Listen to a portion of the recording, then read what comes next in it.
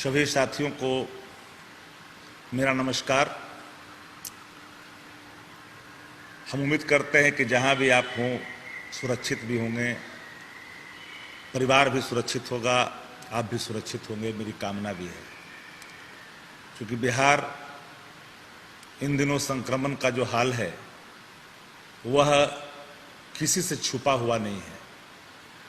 और आप एक बात तो जानते हैं कि पूरे बिहार के अंदर जो हेल्थ का जो इंफ्रास्ट्रक्चर है, इसमें जो डरावने जो आए हैं खुल करके स्वरूप, उससे हर व्यक्ति, बिहार का हर व्यक्ति कहीं न कहीं संशय में है कि बिहार में जो संक्रमित होने वाला व्यक्ति जब अस्पतालों में जाता है तो उसकी हाल क्या होगा।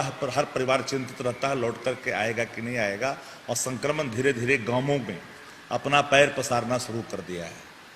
नेता प्रतिपक्ष आदरणीय तेजस्वी जी के आह्वान पर, आदरणीय लालू प्रसाद जी के मार्गदर्शन में पूरे राष्ट्रीय जनता दल के एक एक विधायक, एक एक प्रत्याशी लगातार कोविड केयर के माध्यम से, राजद कोविड केयर के माध्यम से अपने क्षेत्रों में, अपने इलाकों में चिकित्सक के परामर्श के अनुरूप सभी सर्दी, खांसी, बुखार और कोरोना संक्रमित लोगों को लगातार सहायता पहुंचा रहे हैं।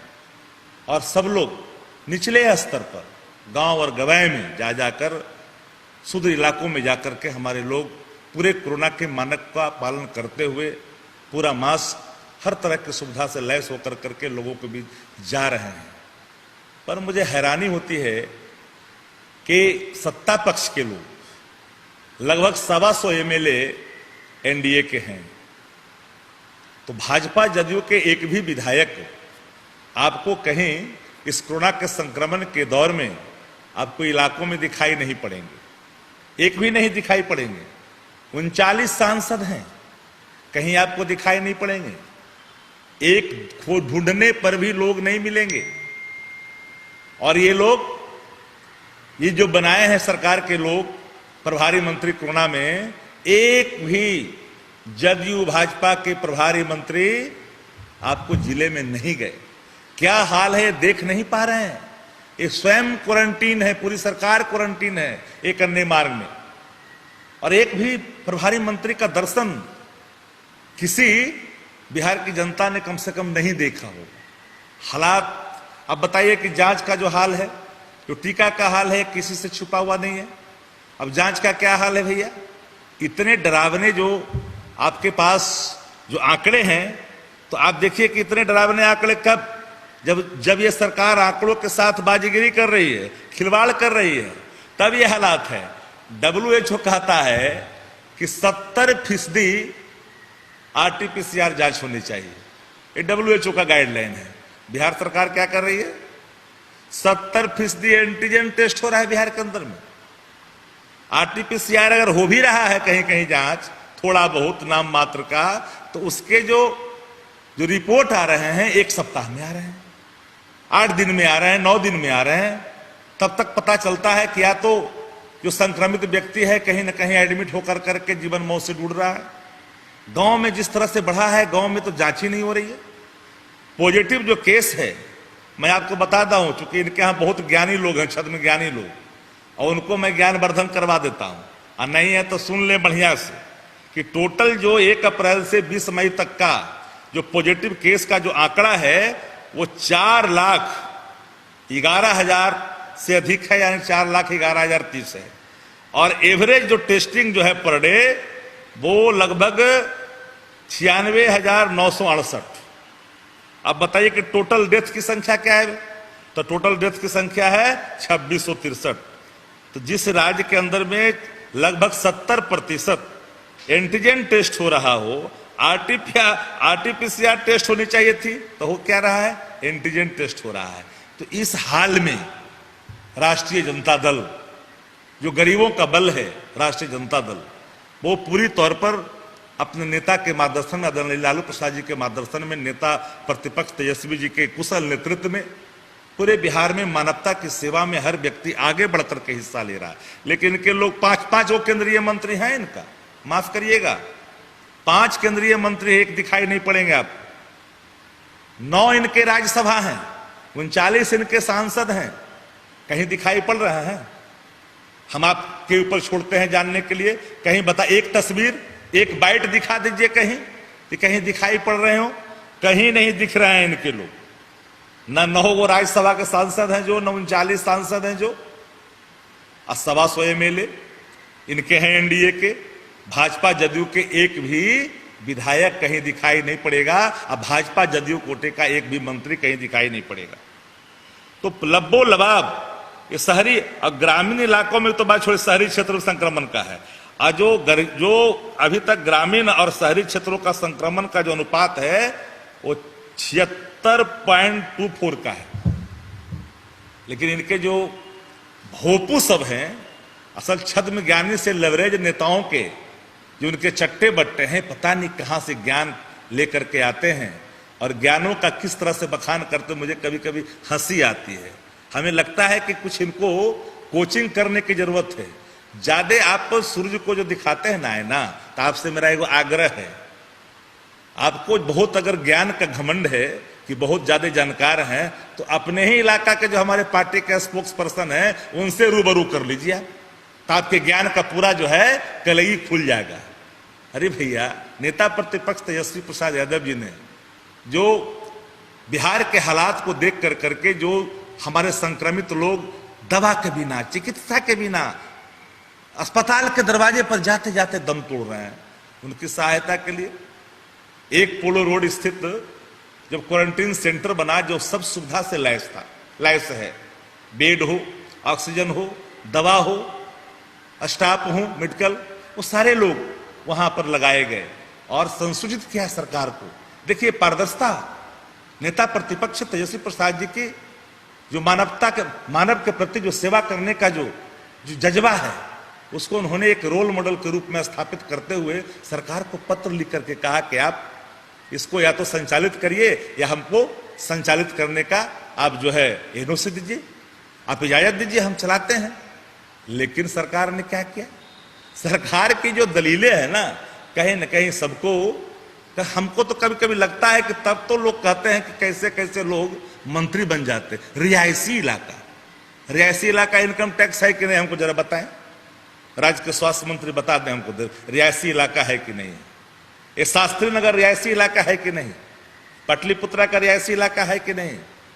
अरे भाई, आज जो हालात बिहार के अंदर, और आपके जो लोग जिनको उतारते हैं बोलने के लिए, तो उनको जरा कहिए कि तैयारी करके आवे। ज्ञान वर्धन करने के लिए अगर उनको है तो पहले बढ़िया से कोचिंग तो कर ले बढ़िया से। बिहार में अगर है तो बताएं, हमको तो हम जानना चाहते हैं कि आपको आपत्ति है ना सरकारी आवास पर, आप प्राइवेट बताइए, प्राइवेट कहां पर कर दें, आप वहीं कर दीजिए। वहीं करने के लिए राष्ट्रीय जनता दल के नेता आदरणीय तेजस्वी प्रसाद यादव भी तैयार हैं। उनके जब कुशल नेतृत्व में एक एक कार्यकर्ता, एक एक विधायक, एक एक प्रत्याशी रात दिन बदस्तूर इस संक्रमण के दौर में जान को अपने हथेली पर लेकर के लगातार सेवा कर रहा है, आपके लोग कहां हैं? अरे आपको लोग कहां है बताइए ना, हम तो जानना चाहते हैं।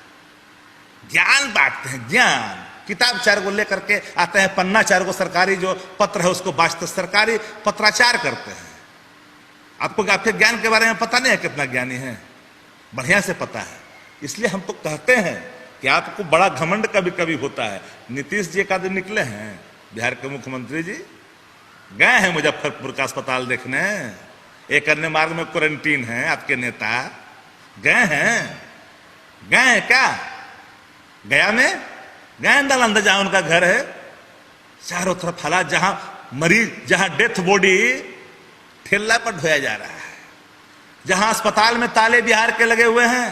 पूरे दुनिया के मीडिया ने विभत्स तस्वीर को देख करके कहीं न कहीं अपनी कलम को नहीं रोक पाए लोग। बिहार के हेल्थ पर, अरे 15 वर्ष आपकी सरकार है तो आदरणीय लालू प्रसाद जी और उनके परिवार को गाली देने में, जंगल राज कहने में 15 वर्ष अपने व्यतीत किया। शिक्षा के क्षेत्र में, स्वास्थ्य के क्षेत्र में आपने कोई ऐसा कदम उठाया जो मील का पत्थर साबित हो? यह आपका एक एक उप स्वास्थ्य केंद्र जहां पर बंधे हुए हैं बकरी, जहां लगता है कि सात पुड़ा के घने जंगल हैं, आपके कई अस्पताल चारों तरफ से घिरा हुआ दिखाई पड़ रहा है, ऊँघता हुआ दिखाई पड़ रहा है। ये हालात है। और इस विभत्स चेहरे को लेकर करके जरा सा भी आपका एक भी अंतरात्मा नहीं जगती है। मैं जानता हूं कि आप थक चुके हैं, मैं जानता हूं कि आप बेबस हैं, मैं जानता हूं कि आप लाचार हैं, अनुकंपाई हैं, आपसे बिहार नहीं चल रहा है।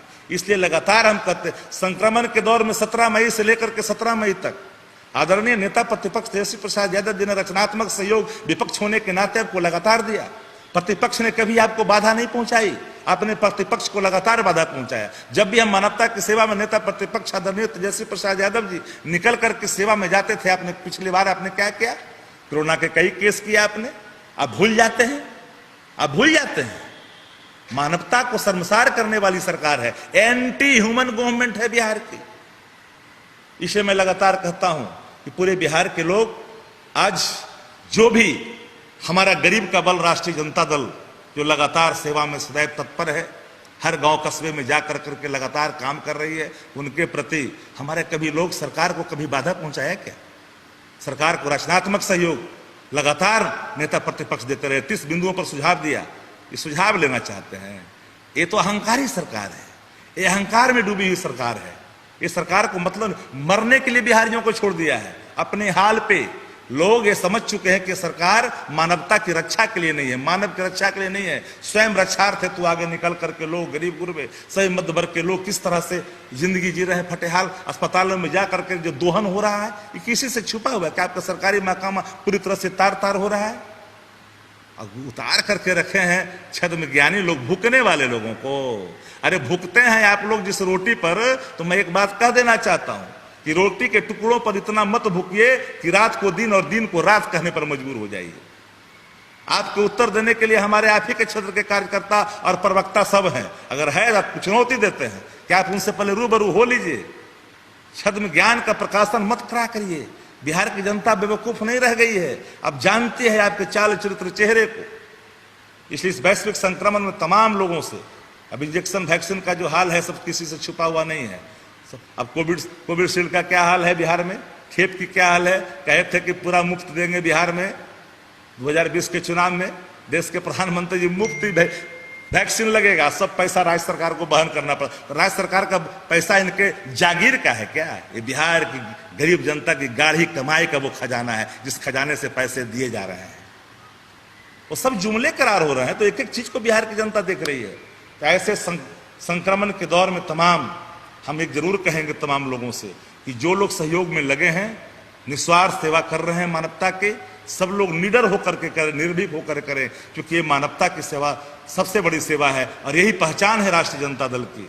गरीबों का सम्मान राष्ट्रीय जनता दल है, गरीबों की पहचान है, गरीबों का बल है राष्ट्रीय जनता दल। इसलिए इसको आदरणीय लालू प्रसाद जी का जो सपना है सामाजिक न्याय का, सामाजिक सशक्तिकरण का, उसको हर हाल में किसी भी कीमत पर जो है राष्ट्रीय जनता दल का एक एक कार्यकर्ता तेजस्वी प्रसाद जी के नेतृत्व में आगे बढ़ करके काम करता रहेगा। इसलिए तमाम साथियों को बहुत बहुत हम आभार व्यक्त करना चाहेंगे कि लगातार इस कोरोना संक्रमण में संयमित होकर करके, सुरक्षित होकर करके मानवता की सेवा में लगे रहें।